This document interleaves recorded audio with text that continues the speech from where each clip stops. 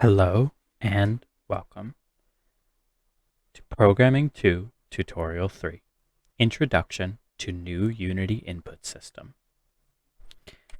In this tutorial, we will be setting up and using the new Unity input system. Things that include that are we will be adjusting our player to use the new input system. We will be setting up both keyboard and generic gamepad controls such that a PS4 controller, a Xbox controller, an Xbox One, an Xbox 360, a PS3, any of those generic gamepads can be used. And last but not least, we'll be learning about how to initialize and set up these input systems within the code. By the end of this tutorial, you should understand the importance of a good input system, how to use Unity's newest input system well, and how Unity's new input system will benefit you over the old version. If you are looking for the submission for this week, that will be covered in the recap section. Until then, let's get started. All right. Well, the first thing that we are going to do today is open up our project, Doom 2D, and I'll just pause until this is done. All right. With the project open, so today there is a big thing that we are going to be doing. And we are going to be updating our controls from being this very simple, just WASD movement to using Unity's new input system, which is significantly better, as well as allows us to, in almost no additional code, add an entirely custom bound and custom mapped controller as well, in addition to just our regular system. So the very first thing that we actually want to do is go to Edit, Project Settings, and we actually want to go to Player, and yours probably won't default to Player, but if you scroll down, yours will probably have this closed. So if you scroll down and go to Other Settings and bring the drop down open, and Active Input Handling. And so you want to change this to Input, here. You want to change this to Input System Package New. And so when you do this, Unity is going to want to restart. And so you're going to restart it. So apply it, and then just wait. And it's done, as you can see. So now that we actually have our new input system set up, funnily enough, if we try to run this and control our character, we actually won't be able to. And the reason for that is because we're using the old input system to control our character currently, and it doesn't like that, and that's okay. So the very first thing that we are going to do is create our input action object. And so this is new with Unity's new input system. Keep in mind, this isn't like it's just called the new Unity input system, as you saw in the player settings. It's actually like at a minimum 2 years old now. It could be as much as 3, but now because you've switched, one moment, it actually isn't on the list. Should be. So because you've switched, and I'm gonna pause for a second to fix this. So the thing that we forgot to do is to go to Window, Package Manager. And so what you want to do is you want to go to Unity Registry. You want to search input. So this is the new Unity input system, and we never imported it. So it obviously wasn't going to show up down here. So you just need to press install, and I'll pause until that's done. As you can see, it's now done. It says remove on the bottom. And so if we right click, create input actions, and we're going to call this Doom controls. And so you want to actually check this so that you can use them in your code. So generate C# class, apply. And so all this does is basically take the input actions that you've written and create a working class that can just be called upon later on. So yeah, so one thing that you're going to want to do is double click this and it'll open up this. And this is the new input actions window. I personally like to have the input actions over here. And so this is probably a lot to take in. And so we actually have the ability to create multiple control schemes. And that's exactly what we're going to do. But first, I'm going to explain what each of these is. And our action map is just, so let's imagine you have car driving and in your FPS game. So when you're in the car, your controls are different than when you're in the FPS, like when you're out of the car. So you would have an action map for driving, and then you would have an action map for your default. And so when the player gets into the car, suddenly right trigger doesn't fire their gun anymore. Right trigger presses on the gas pedal so that the car moves forward. And that's essentially what an action map is. So your actions they're basically what make up your action map. So things like moving, aiming, attacking, interacting, changing your weapons. And then over here, we'll get to this in a bit. I would recommend not pressing autosave as it can be very slow because it will save after every edit you do, which can cause, depending on the speed of your computer, it can cause freezing and just general slowdowns. Instead of autosave, we're just going to manually press save asset after. And last but not least, up here we have this thing called control scheme. And so your control scheme is like if you're using a controller, if you're using mouse and keyboard, if you're using a flight stick, if you're using anything like that. And so you can actually have separate control schemes that will only trigger on specific like control types. And I think that that's really interesting. And so we're actually going to create two control schemes. I'm going to call the one mouse key, and it's going to include a mouse, so mouse, and it's going to include a keyboard. And this is a required control scheme. So if you want your player to be able to play without having any of these items, then you would typically want to make it optional. But I don't want players to be able to play without a mouse and keyboard. Keep in mind, a trackpad will also count as a mouse in Unity's eyes. But the idea here is that they have to be on a computer with a mouse and keyboard to be able to play. If you're making it for console, which Unity can do, you typically wouldn't require a mouse and keyboard. Instead, you would require add control scheme. And we're going to call this one controller. Oh, that was weird. Add control scheme. We're going to call it controller. And it's going to be optional. So what we're going to do is we're actually going to go to gamepad and we're going to select just generic gamepad. Because basically, let's say you have an Xbox controller. Now, Windows will automatically recognize an Xbox controller. Any of you that have gamed before will probably know this. But if you're using a PlayStation controller, you'll typically have to download a third-party app that makes your PlayStation controller emulate an Xbox controller for a lot of older games. Currently, a lot of newer games are actually like allowing you to do both.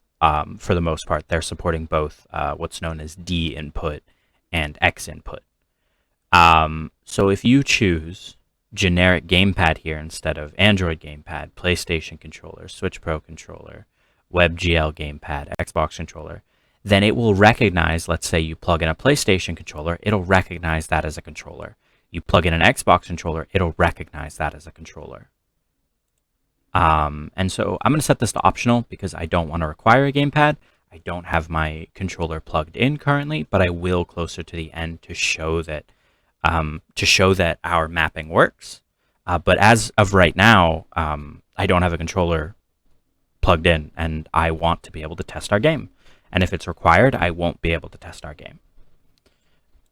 So now we have two control schemes. And so we're going to switch over to all control schemes. And we're going to start creating we're going to call this Doom Default. And so for Doom Default, we're actually going to have more than a few actions. So our first action is going to be movement. Our second action is going to be aiming. And weirdly enough, we're actually going to have a second aiming one. And I'll explain the reasoning for this later on. But the general idea is that when you're aiming with a mouse, it's actually a different set of math than it is when you're aiming with a controller. And it'll make sense later on when I explain the math. At least it'll make a little more sense, ideally. So we have aiming controller, we have our attack button, and keep in mind aiming and aiming controller are the only point at which our controls will differ between the control schemes. So this is interact, and then we have cycle weapon down. So this is to switch our, like, so if we're at no weapon, then it'll switch us to shotgun, or if we're at pistol, it'll switch us to the chainsaw, and so on. So this is cycle weapon up. So if we're at no weapon, it'll switch us to chainsaw, and then if we're at pistol, it'll switch us to shotgun, and so on. We did that all last week. So now that we have all of our actions, this is all of our actions that we're capable of doing. This is all of the code that we wrote in here. And there will be code to write, but the big thing right now is, if you notice, we have movement, we have our attacking, we have aiming, we have cycling weapons. The only extra one in here is actually interact, and that will be useful either next week or the week after that, in which we will be creating interactable objects, and it'll be fun. So, what do we want to do first? Well, let's set up our keyboard controls, since we already know that, we already know all these. So we're going to go to path. So if we click on no binding, we can click on, actually, the default binding here isn't the right type. So we actually want to we want to change to path. One second. Where is the button?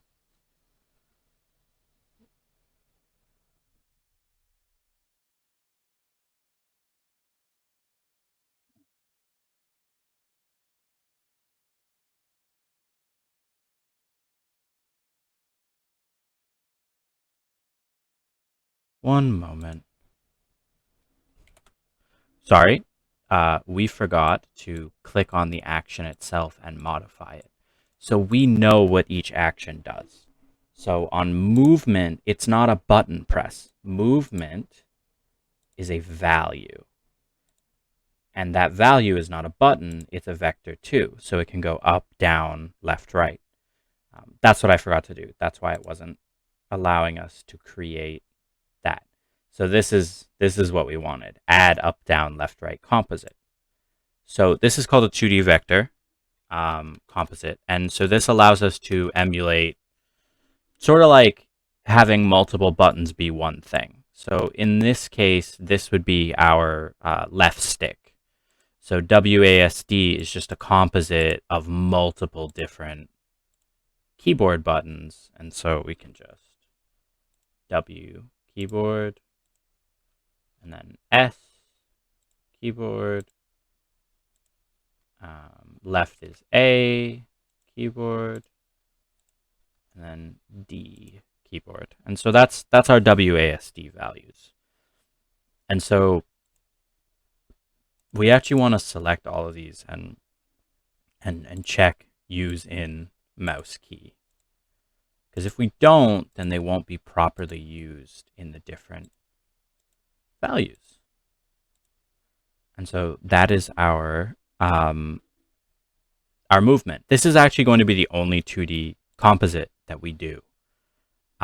As for aiming, we simply, for aiming regular, we simply use, if we go back, we go to mouse, and then actually, what we forgot to do, change it to a value, change it to a vector 2, as aiming is meant to be value, vector 2. Don't forget to change both aiming and aiming controller to value vector 2. So with aiming regular, we're going to select mouse, and then it'll be mouse position. And we're going to check use in mouse key. For attack, if you remember, it's going to be a button. And we're going to, it's going to be mouse, and then it's going to be left button, because it was a left click that we had to shoot before. And we're going to make sure to check using mouse key, just like we did for all of these other ones. Interact, we're going to make it the classic interact button, which is just E keyboard. Cycle weapon down, we already have those set, so cycle weapon down will be 1 keyboard, and then cycle weapon up will be 2 keyboard. So we actually want to go back because we didn't check mouse key, check mouse key, check mouse key. And so that is our keyboard and mouse controls. The next thing that we want to do is actually set up our gamepad. So we're going to go to gamepad and then left stick, because that is our controller. That's our movement. And then for aiming controller, it's going to be right stick using controller. And so from there, we want to add a second thing to attack, and it's going to be just going to be a binding, a regular binding. We're going to go back to gamepad, which it should just open up to. And so we actually want it to be the right trigger and check use and controller, just like we did with all of these. From there, interact, add binding, and it's going to be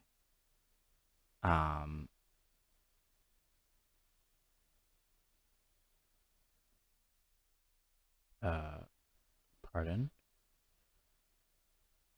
D-pad,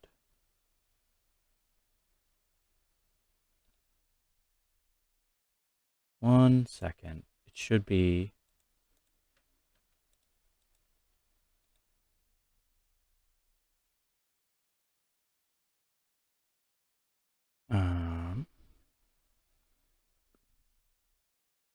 interesting. Oh, here they are. Sorry, we were starting down here for some reason. So if you notice, it doesn't actually give like ABXY, and that's because this is a generic gamepad. So it'll be, so Button north is Y on an Xbox controller, triangle on a PlayStation controller. Button east is B on an Xbox controller, O on a PlayStation controller. Button south is A on an Xbox controller, X on a PlayStation controller, and button west is square on a PlayStation controller and X on an Xbox controller.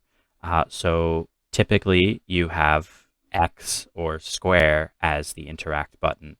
So we're going to use button west. Next up, we're going to add another binding, and we're just going to use the left shoulder button to go psycho weapon down. Psycho weapon up will be much of the same, but the right shoulder button. And that is our thing, other than we need to make sure to go back, check use in controller scheme, use in controller scheme, controller scheme, just make sure everything's pressed.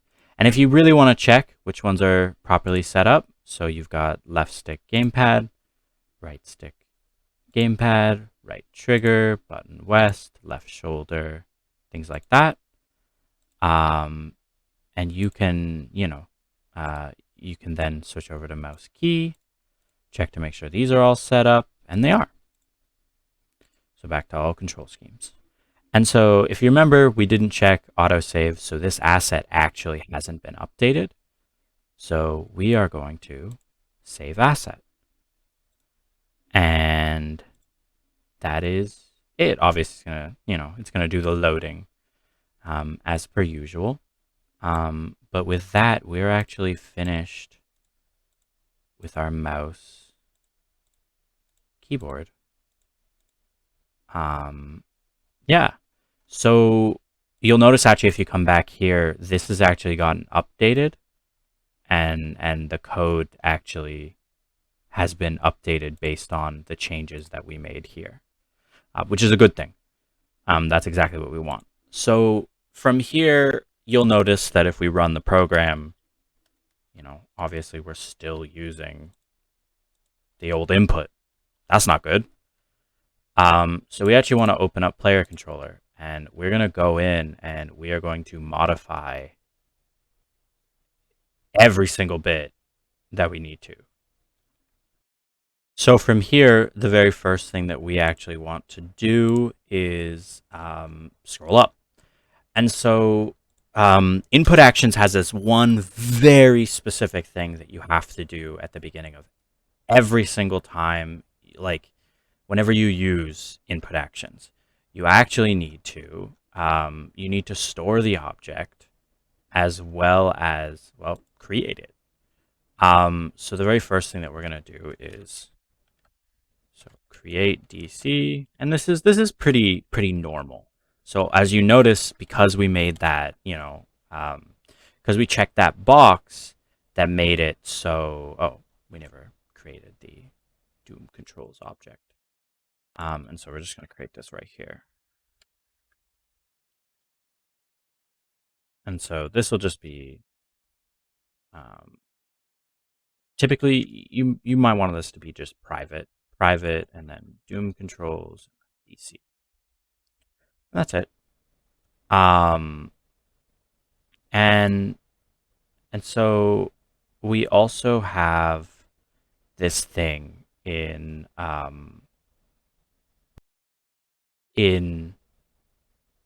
we'll explain it in a bit. So first things first, we're going to show the DC. So the very first thing that we actually need to do is obviously create our DC. But one thing that our controls need to have done every single time, if you ever want them to actually be used, you have to enable them. And so this is not something you really have to do with anything else, but you have to manually enable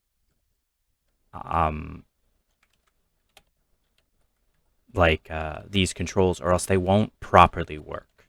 And it's obviously at times inconvenient. I know a lot of people that have accidentally forgotten to enable and disable these, or at the very least enable them at the beginning.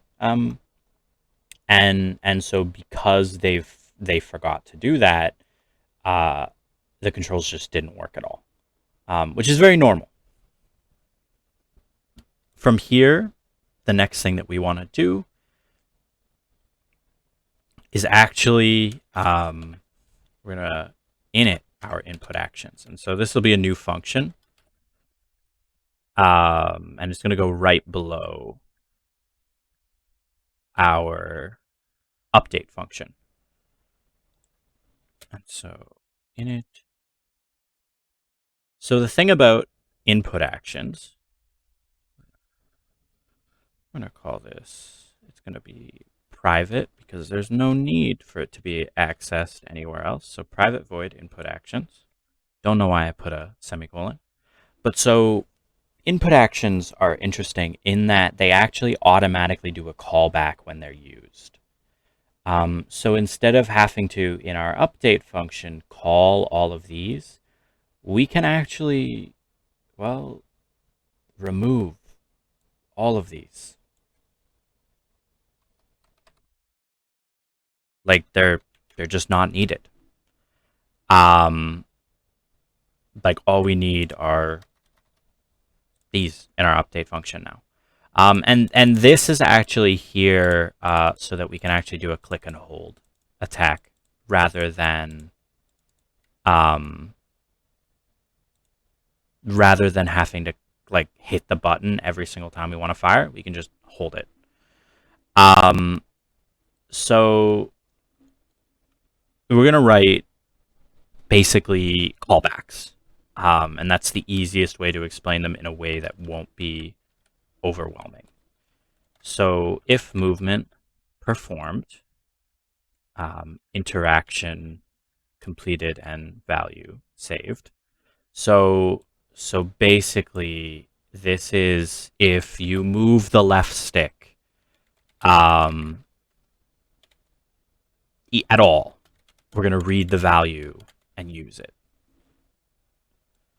So what we want to write is DC dot, and then so we got our Doom default, and then movement performed. And so performed, if we hover over it, oh, sorry, it gets mad. Plus equals to, and then context, and it will be underlined in red until you add this equals greater than, and then so we have our function move player. And so we actually need to modify our move player function because as you can see, we're calling it when movement's performed, but we're actually calculating the movement in here, which we don't need to do. So we can actually delete all of that. And so if we go back up to here to move player, we can use a vector2, and we can just call it movement direction. And that's it. So from here, we just do context dot read value, and then vector2. Oh, that's it.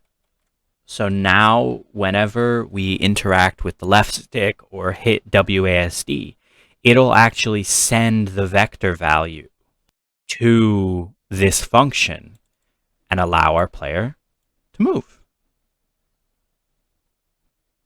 which I think is pretty cool. So from here,